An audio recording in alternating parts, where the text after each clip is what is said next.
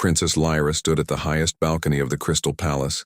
watching the sky turn from its usual violet shade to a sickly orange color that made her stomach twist with fear,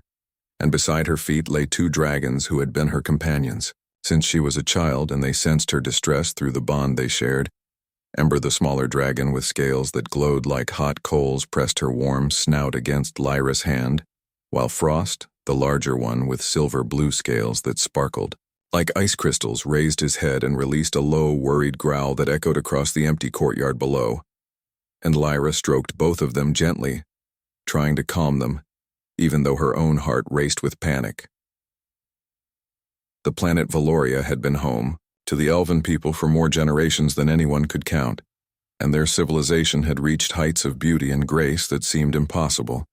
and their cities were built from living crystal that grew from the ground in spiraling towers, and their gardens produced fruits that could heal any wound, and their libraries contained knowledge that spanned 10,000 years of peace. But now everything was ending, and Lyra could see it happening before her eyes, and the crystal towers were developing cracks that spread like spiderwebs, and the healing gardens were withering into dust, and the great libraries were being evacuated as the tremors grew stronger each day and threatened to bring everything crashing down. Her father, King Aldrich, had called an emergency council meeting 3 days ago, and Lyra had hidden behind a pillar to listen, even though princesses were not supposed to spy on royal business,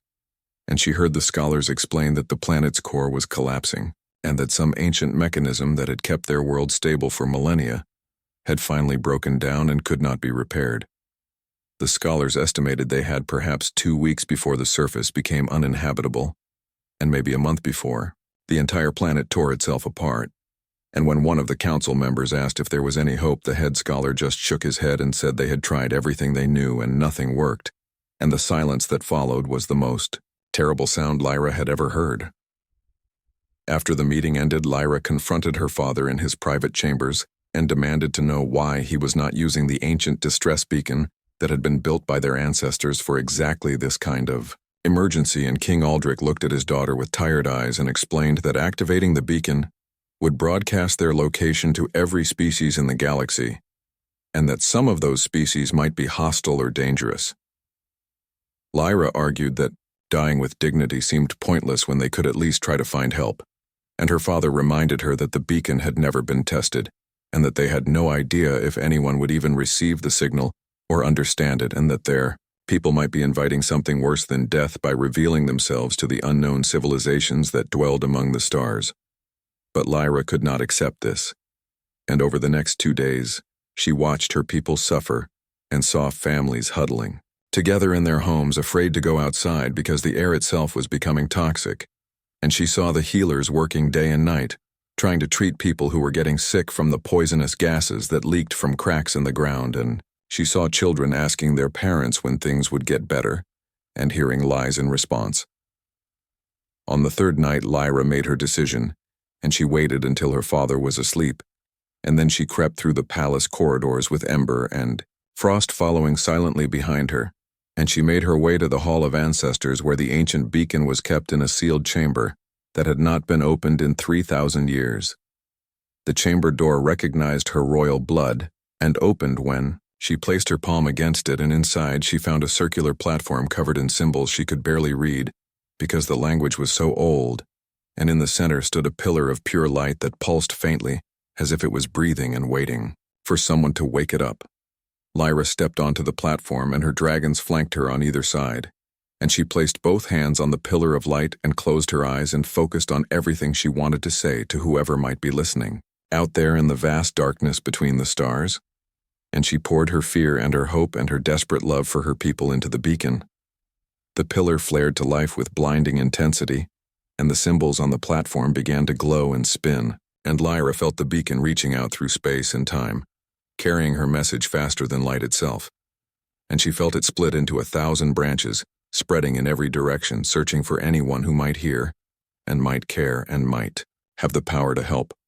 When it was done, Lyra collapsed to her knees, exhausted, and Ember caught her before she hit the ground, and Frost wrapped his tail around them both, and they stayed there in the Hall of Ancestors until the sun rose and painted the toxic sky in shades of red and gold that would have been beautiful if they were not signs of her world's death. Her father found her there, and he was angry at first, but when he saw the determination in her eyes, he simply sat beside her on the cold floor and put his arm around her shoulders and said that he hoped she was right, and that someone good would answer and not something terrible. And Lyra leaned against him and whispered that she believed the universe was not so cruel as to let them die without at least trying. Over the next 3 days, the situation grew worse and the tremors became so strong that several of the smaller crystal towers collapsed and killed dozens of people, and the toxic gases spread further, and the healers began to run out of medicine, and Lyra spent every waking moment helping where she could, while her dragons used their fire and ice to create safe zones where people could breathe. She organized teams of volunteers to evacuate the most dangerous areas, and she convinced the royal guard to open the palace stores and distribute food and clean water to everyone who needed it. And she held dying children in her arms and sang them the old songs her mother had taught her before she passed away, years ago, and she refused to give up hope even when others told her it was foolish. On the 4th day after she activated the beacon, Lyra was helping to rescue people trapped in a collapsed building when Ember suddenly raised her head and released a sharp cry that made everyone stop and look up, and Frost joined in with a deeper call, and the 2 dragons were staring at the sky with their wings spread wide. Lyra followed their gaze, and at first she saw nothing but the orange toxic clouds, but then a shape emerged from the atmosphere trailing fire as it descended, and it was made of metal and moved with purpose and intention, and as it came closer, Lyra realized it was a ship unlike anything she had ever seen, and her heart began to pound with hope and fear. The ship landed in the main plaza, sending up clouds of dust and debris, and Lyra ran toward it with her dragons bounding beside her, and when the ship's hatch opened with a hiss of escaping air, she stopped and held her breath, wondering what kind of being would emerge and whether she had saved her people or doomed them. A figure stepped out of the metal ship wearing a strange suit that covered its entire body, and a helmet that hid its face, and Lyra tensed as the being descended the ramp, and she could feel Ember and Frost preparing to attack if this stranger proved hostile, and the plaza had gone completely silent as hundreds of elven people watched from windows and doorways. The stranger stopped at the bottom of the ramp and raised both hands in what seemed like a peaceful gesture, and then slowly reached up and began to remove the helmet, and Lyra held her breath, wondering what face would be revealed. And when the helmet came off, she saw something she had never imagined. It was a male with short dark hair and skin that was tan, like earth, and eyes that were brown and warm, and he looked almost like an elf, except his ears were rounded instead of pointed, and his features were different in subtle ways she could not quite name. And when he looked directly at her, his expression was full of concern and determination. He tried to speak, but the sounds that came from his mouth made no sense to Lyra, and she could not understand any of it. And frustration crossed his face, and he reached for a device on his belt and pressed several buttons, and then tried speaking again. And this time his words came through a translator that turned his language into something she could comprehend. He said his name was Jake Morrison, and that he was from a planet called Earth, and that he had received her distress call and brought a team to help, and Lyra felt tears spring to her eyes because someone had actually answered, and someone had come, and maybe her people had a chance after all. She responded in her own language and hoped his translator could handle it, and she told him her name and explained that she was the Princess of Valoria, and that her world was dying and that they had maybe a week left before the surface became completely uninhabitable. And Jake listened carefully, and then nodded, and said his team would do everything they could. Lyra noticed other humans emerging from the ship, and there were 6 of them, total, including Jake, and they wore similar suits and carried equipment she did not recognize. And one of them was a woman with red hair who immediately began scanning the air with a handheld device, and her face grew grim as she read the results.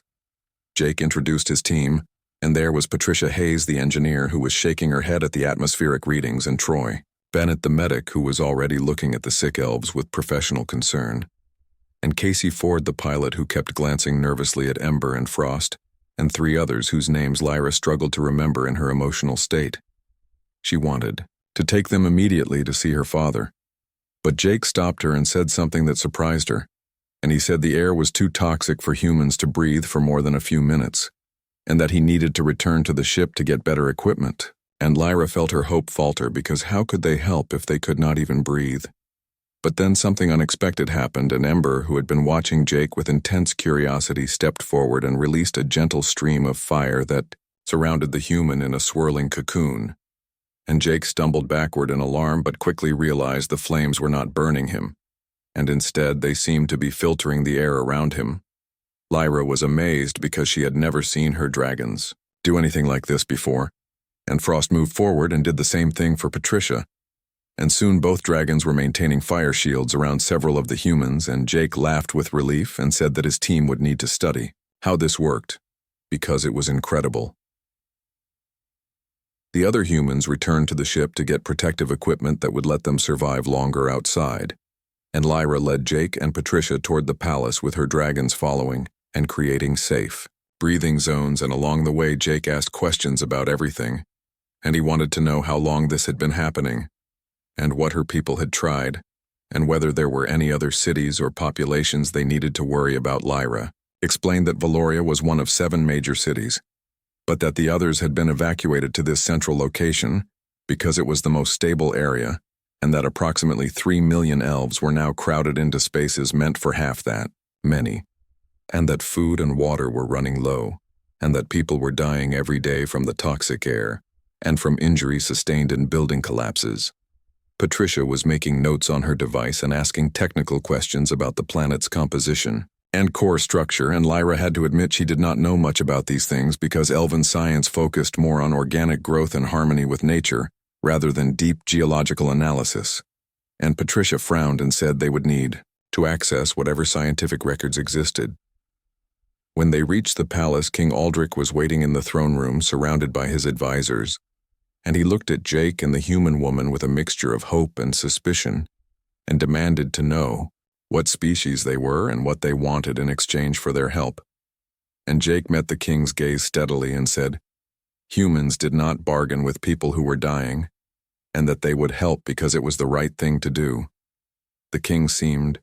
taken aback by this response, and one of his advisors whispered that the humans might be lying, and that they might want to conquer Valoria once they saved it. And Jake overheard this through his translator, and his expression darkened, and he said that humanity had fought too hard to become a species worth respecting, and that they would not spit on their own values by exploiting refugees. Lyra felt a surge of gratitude toward this strange man who spoke with such conviction, and she asked her father to trust her judgment and to give the humans access to whatever they needed. And King Aldrich studied his daughter's face for a long moment, and then nodded and commanded his scholars to cooperate fully. Patricia and 2 other humans spent the next 6 hours in the royal library, scanning every scientific document they could find, while Jake and Troy worked with the elven healers to establish medical stations throughout the city, and Casey returned to the ship to report back to their command and request additional supplies and personnel. Lyra stayed with Jake as he moved through the crowds of sick and injured elves, and she watched him work with steady hands and gentle words, even though he had to communicate through a translator, and even though these were alien beings he had never encountered before. And she saw him hold the hand of an elderly elf woman as she died, and saw tears in his eyes afterward. When night fell, Jake and Lyra stood on a balcony overlooking the damaged city, and he asked her why she had activated the beacon against her father's wishes, and Lyra was quiet for a moment and then said she could not watch her people die without at least trying everything possible, and that she would rather fail trying than succeed at giving up. Jake smiled at this and said she reminded him of his sister back on Earth, and that humans had a saying about how fortune favors the bold. And Lyra asked what Earth was like, and Jake described blue oceans and green forests, and cities full of millions of people and technology that seemed like magic, and conflicts that were slowly being resolved as humanity learned to work together. Lyra found herself fascinated by this glimpse of another world and another people, and she asked if humans had ever faced extinction like the elves were facing now. And Jake nodded and said there had been close calls, and that humanity had nearly destroyed itself several times but had always managed to step back from the brink and choose survival over destruction. Patricia emerged onto the balcony looking exhausted but excited, and she said she had found references in the ancient texts to something called the Heart of Worlds, and that it was supposedly a crystalline artifact that could stabilize a planet's core, but that it had been lost centuries ago in a mining accident and was believed to be buried somewhere in the old tunnels beneath the city. Lyra felt her pulse quicken at Patricia's words because she had heard stories about the Heart of Worlds when she was a child, but had always thought they were just legends and myths that parents told to make their children feel safe. And now this human engineer was saying the artifact might actually exist and might be their only hope. Jake asked Patricia to explain more, and the engineer pulled up a holographic display from her device, showing ancient elven text that glowed in the darkness. And she said the Heart of Worlds was described as a massive crystal formation that had somehow connected to Valoria's planetary core thousands of years ago and had acted as a stabilizer, keeping the natural forces in balance. According to the texts, the crystal had been discovered during deep mining operations about 800 years before, but there had been a catastrophic cave-in that killed dozens of miners and sealed off that entire section of tunnels, and after several failed rescue attempts, the Elven authorities had declared the area too dangerous and abandoned it,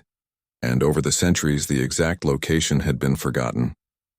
Lyra turned to her father, who had joined them on the balcony, and asked if he knew anything about the old mining tunnels, and King Aldrich stroked his long silver beard thoughtfully and said that yes, the entrances still existed in the lower levels of the city, but that they had been sealed with warning markers and that no one had entered them in. Living memory Patricia explained that if they could recover the Heart of Worlds and somehow reactivate it or reconnect it to the planet's core, they might be able to reverse the collapse and save Valoria. And Jake asked how confident she was about this theory, and Patricia admitted it was maybe a 30% chance, but that 30% was better than the 0% chance they had without trying. The king called for his master of records, and an elderly elf arrived carrying rolled maps that were yellow with age, and he spread them across a stone table and pointed to several locations where the old mining tunnels had their main entrances, and he warned that the tunnels would be flooded with toxic gases and unstable from centuries of neglect, and that anyone who went down there would likely die. Jake studied the maps carefully and asked Patricia if she could modify their environmental suits to handle the toxic environment for an extended period, and she said yes, but that it would take time, and that they only had 3 suits total because the others had been left on the ship, and Casey had taken the ship back to orbit to conserve its power systems. Lyra spoke up and said that Ember and Frost could help create safe zones with their fire and ice abilities, just like they had been doing on the surface. And Jake looked at the 2 dragons who were curled up near the balcony edge, watching everything with intelligent eyes, and he asked Lyra if she was sure the dragons would go into the dark tunnels. Lyra knelt beside Ember and stroked her warm scales and whispered in the ancient language that only dragons and their bonded riders could understand. And Ember chirped softly and nuzzled Lyra's face, and Frost rumbled deep in his chest and spread his wings briefly as if to say he was ready for anything. And Lyra looked back at Jake and said her dragons would follow her anywhere because they were family. The team spent the rest of the night preparing for the expedition, and Patricia worked with 2 other human engineers who had arrived on a second ship that Casey had guided down, and they modified the environmental suits and gathered scanning equipment that could detect crystal formations, and Troy prepared medical supplies in case anyone got injured in the tunnels. Lyra changed into practical clothing that would allow her to move easily, and she armed herself with a light blade that had been in her family for generations, and her father tried to convince her to stay behind and let the humans and her dragons go without her. But Lyra refused and said she would not ask others to risk their lives for her people while she stayed safe in the palace. At dawn, the expedition team gathered at the northern entrance to the old mining tunnels, and there were 5 humans, including Jake and Patricia and Troy, and 2 security officers named Danny and Lisa, and there was Lyra with Ember and Frost, and there were also 3 elven volunteers who knew the old maps and could read the ancient warning signs. The entrance was a massive stone archway covered in symbols that warned of death and danger, and thick metal doors that had rusted shut over the centuries, and Danny and Lisa used plasma cutters to slice through the locks, and when the doors finally groaned open, a wave of foul-smelling gas rushed out and everyone stepped back, except the dragons, who seemed unaffected. Ember released a sustained stream of fire into the tunnel mouth, and Frost followed, with a blast of supercooled air, and somehow the combination of extreme heat and cold caused the toxic gases to crystallize and fall to the ground as harmless powder, and Patricia scanned the results with amazement and said she needed to study this phenomenon later because it defied her understanding of chemistry. The team entered the tunnels with headlamps cutting through the darkness, and the humans relied on their suits, while Lyra and the elven volunteers stayed close to the dragons, who maintained protective bubbles of filtered air around them, and the walls were rough stone covered in ancient tool marks, and occasionally they passed old equipment that had been left behind and was now covered in strange fungal growth. They descended, deeper following the maps, and Patricia used her scanning device to search for crystal signatures, and several times they encountered collapsed sections and had to find alternate routes, and once they triggered a cave-in when Danny stepped on unstable ground and everyone had to run back the way they came, while rocks crashed down behind them. After 3 hours of careful navigation, they reached a junction where 5 different tunnels branched off in different directions, and the maps were unclear about which path led to the crystal chamber, and Patricia scanned each tunnel, but her device was getting interference from all the mineral deposits in the rock and could not give a clear reading. Lyra closed her eyes and tried to think like the ancient miners who had found the heart of worlds, and she reasoned that they would have followed the strongest energy signatures deep into the planet, and she asked Patricia which tunnel descended the steepest, and Patricia pointed to the middle passage that angled sharply downward. They took that tunnel, and it grew narrower as they progressed, and the humans had to remove their equipment packs and carry them by hand, and the dragons were forced to fold their wings tight against their bodies, and at one point Frost got temporarily stuck, and Lyra had to calm him while Jake and Danny worked to widen the passage with their cutting tools. The air grew hotter as they descended, and even with the dragon's help, everyone was sweating and exhausted, and Troy distributed water and energy supplements and reminded everyone that they could turn back if it became too dangerous,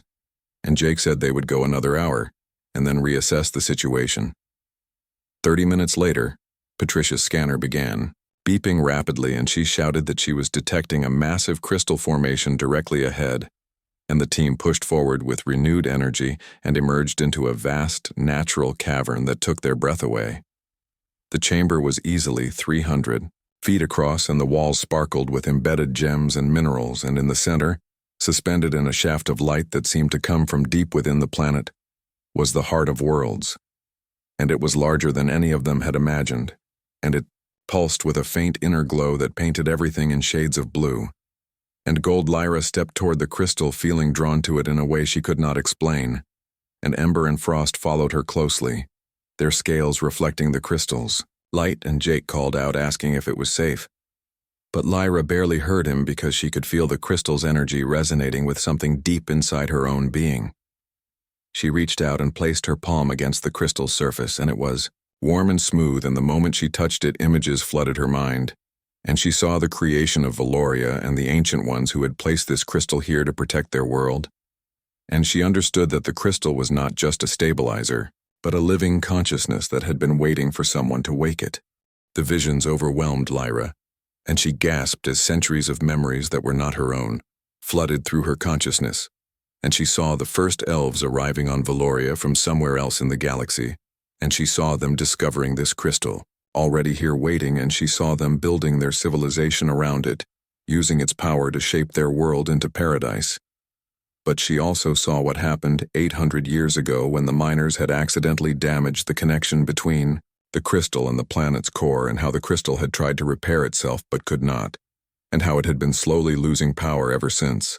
and how it had finally reached a critical point where it could no longer maintain the planet's stability. Jake was calling her name and shaking her shoulder, and Lyra blinked and came back to herself and realized she was crying. And when Jake asked if she was all right, she nodded and said she understood what needed to be done, and that the crystal needed to be moved back to the core chamber, but that the path there had been sealed by the ancient cave. Patricia asked how Lyra knew this, and Lyra struggled to explain that the crystal had shown her, and Patricia looked skeptical. But Jake said they should trust her and asked if Lyra knew where the core chamber was, and Lyra closed her eyes and focused on the images the crystal had shared, and she pointed to the far wall of the cavern. The team moved to where Lyra indicated and found a section of wall that looked different from the rest, and Danny scanned it and confirmed that it was not natural rock, but rather a collapsed tunnel that had been filled with debris, And Jake asked how far down the debris went, and Danny said at least 40 feet. Maybe more. Frost stepped forward and released a powerful blast of ice that caused the debris to contract and crack. And then Ember followed with concentrated fire that melted some of the material and turned it to liquid, and the dragons worked together. In a rhythm,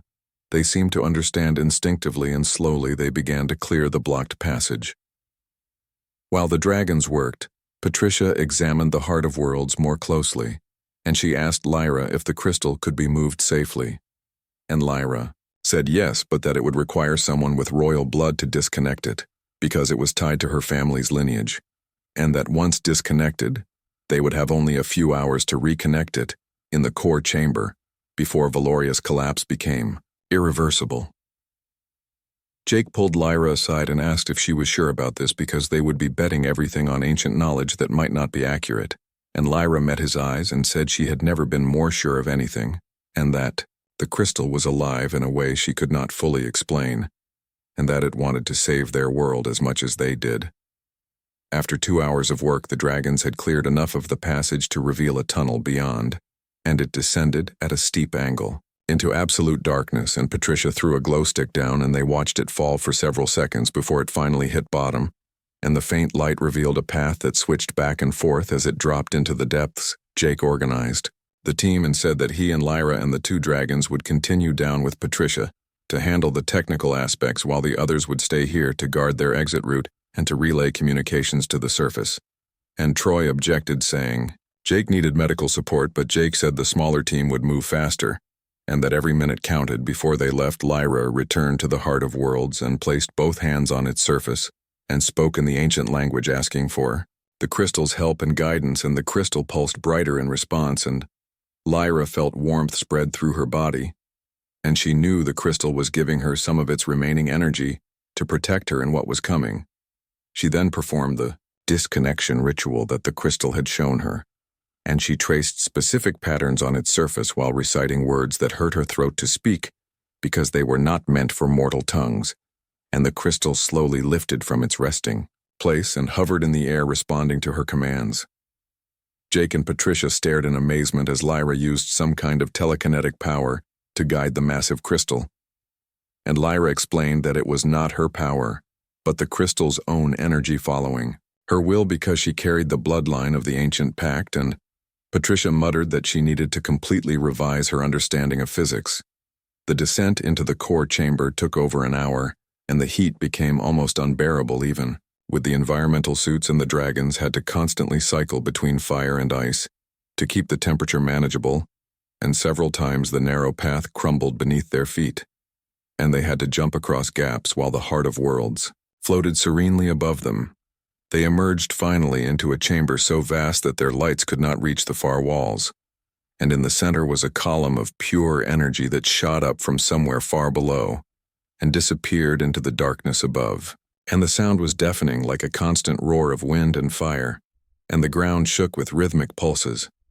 Patricia checked her instruments and shouted over the noise that this was definitely the planetary core, or at least an access point to it, and that the energy readings were off the scale, and that they needed to work fast because the core was becoming increasingly unstable and could suffer a complete collapse at any moment. Lyra guided the Heart of Worlds toward the energy column, and she could feel resistance like 2 magnets pushing against each other,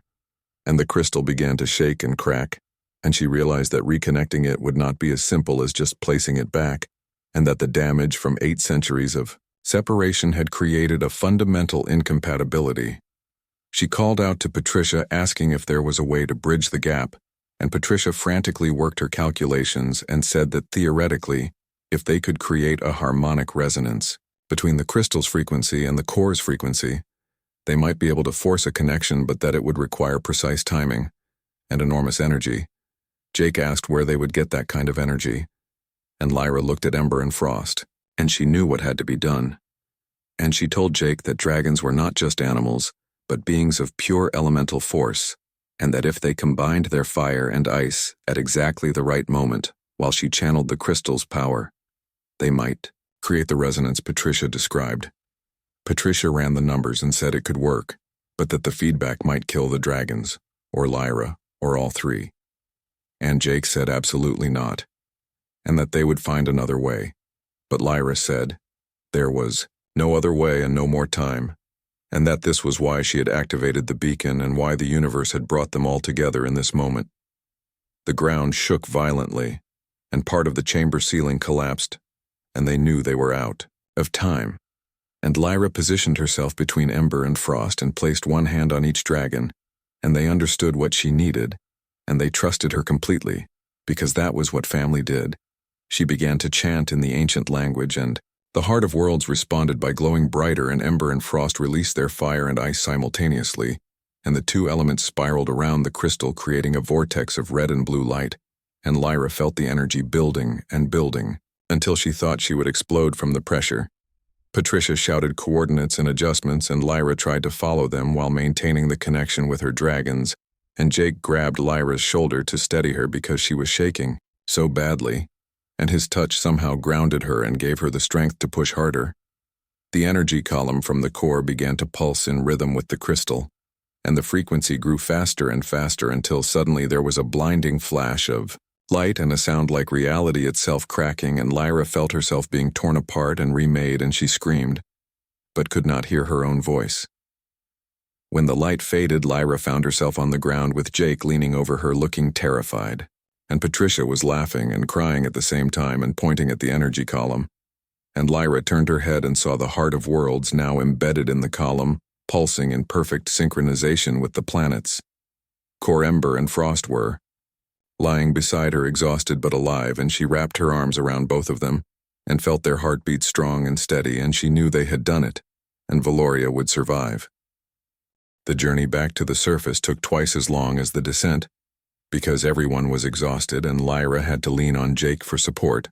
while Ember and Frost moved slowly, with their wings dragging on the ground, and Patricia kept checking her instruments and reporting that the planetary core was stabilizing, and that the seismic activity was decreasing with each passing minute. When they finally emerged from the mining tunnels into the daylight, Lyra was shocked to see that the sky had changed from toxic orange back to its natural violet color, and the air smelled cleaner,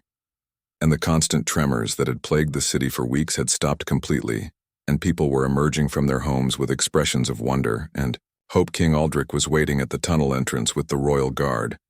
and when he saw his daughter alive, he rushed forward and embraced her, and Lyra felt tears streaming down her face as she realized that she had actually done it and that her gamble on activating the beacon had saved everyone she loved.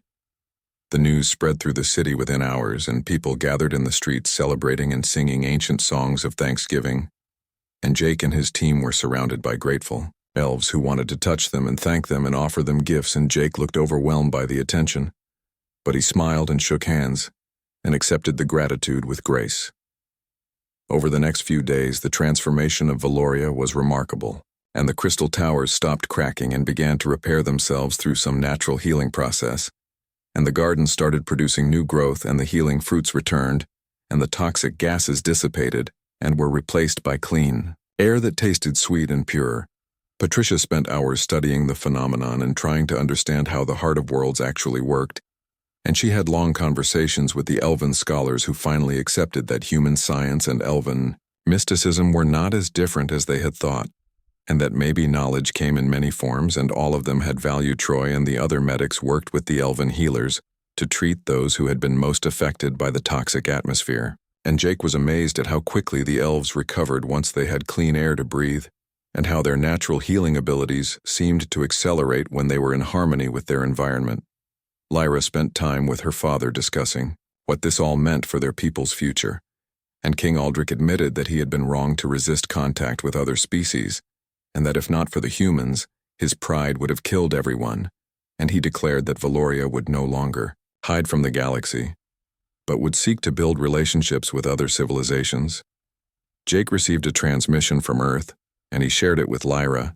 and it was from his commanding officers, congratulating him on the successful mission and informing him that the human government wanted to establish formal diplomatic relations with Valoria, and that they were sending an ambassador ship that would arrive within a month. Lyra asked Jake what would happen to him and his team now that the crisis was over, and Jake said they would probably be recalled to Earth to receive medals and recognition and give reports on what they had learned, and Lyra felt a strange sadness at the thought of him leaving, even though she had only known him for a few days.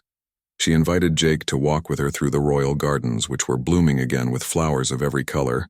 and they talked about their worlds and their lives and all the differences and similarities between their peoples. And Jake said he had never imagined that his life would include saving an alien planet with the help of magic dragons. Lyra laughed and said she had never imagined that her desperate plea into the void would be answered by beings who looked almost like her people but came from a completely different world and who risked their lives for strangers without asking for anything in return. And Jake said that was just what good people did regardless of what species they belonged to. They sat on a crystal bench overlooking the city and watched Ember and Frost playing in the garden, chasing each other and breathing small puffs of fire and ice. And Jake said the dragons were remarkable creatures and asked if they were common on Valoria, and Lyra explained that dragons were actually very rare and that most elves never bonded with one. She told him that she had found Ember and Frost as eggs when she was 8 years old, hidden in a cave in the mountains, and that she had raised them, and they had chosen to bond with her, and that the bond was magical and permanent and that she could feel their emotions and they could feel hers. Jake said that sounded like an incredible gift and also a huge responsibility,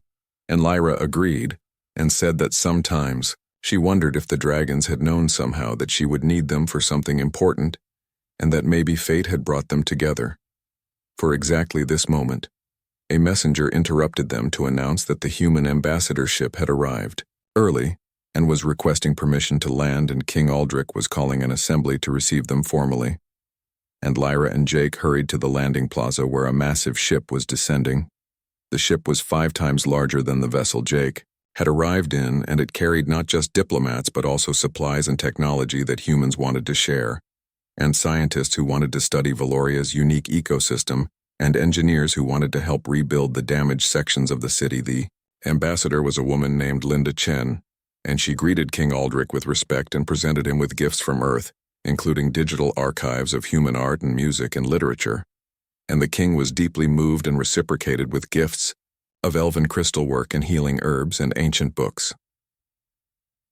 Over the following weeks, humans and elves worked together to establish the foundations of a lasting alliance, and they built a joint research center where both species could share knowledge, and they created cultural exchange programs where young people could visit each other's worlds, and they drafted trade agreements that would benefit both civilizations. Lyra found herself spending more and more time with the humans and learning about their technology and their history. And she was fascinated by how humanity had overcome so many challenges and had gone from a species that nearly destroyed itself to one that traveled the stars and helped others. Jake was preparing to return to Earth, and Lyra asked if she could visit his world someday, and Jake said he would be honored to show her around, and that she would love the diversity of cultures and landscapes, and that her dragons would cause quite a sensation. On Jake's last night on Valoria, there was a great feast in the palace, and humans and elves celebrated together, and there was music and dancing and storytelling, and for the first time in her life, Lyra felt like she was part of something larger than just her own people and her own world. She gave Jake a pendant made from a small piece of crystal that had broken off from one of the towers, and she told him it would always remind him of Valoria and of what they had accomplished together. And Jake gave her a patch from his uniform with Earth symbol on it, and said she was an honorary member of humanity now. When the human ships departed the next morning, thousands of elves gathered to watch and wave goodbye, and Lyra stood with her father and her dragons and watched Jake's ship rise into the violet sky and disappear into space, and she felt both sad and hopeful. King Aldrich put his hand on her shoulder and said that she had changed their world in more ways than just saving it, and that by reaching out to the stars she had taught their people that they were not alone, and that the universe was full of potential friends, if they were brave enough to seek them. Lyra looked up at the sky where countless stars were beginning to appear as night fell, and she thought about all the worlds out there and all the different peoples who were living their lives and facing their own challenges, and she wondered how many of them might need help someday. She made a decision then that she would not wait for the next crisis, and that she would continue to reach out and build bridges between species, and that Valoria would become a place where different civilizations could meet and learn from each other. Ember and Frost sensed her determination, and They spread their wings and released synchronized streams of fire and ice that lit up the darkening sky. And Lyra smiled because she knew that this was just the beginning, and that her story, and humanity's story, and all their stories together, were just starting to be written.